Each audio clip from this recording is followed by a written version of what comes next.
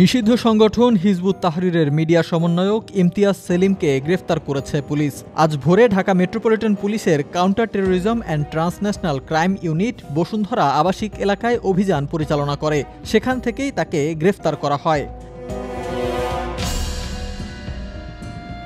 তার বিরুদ্ধে রাজধানীর শাহবাগ থানায় সন্ত্রাস বিরোধী আইনে মামলা রয়েছে। এছাড়াও পল্লবী খিলগাঁও থানায় আরও ২টি মামলার এজাহারে উল্লিখিত আসামি ইমতিয়াজ সেলিম। তার বিরুদ্ধে আরও ৩টি মামলা আদালতে বিচারাধীন রয়েছে বলে জানা গেছে।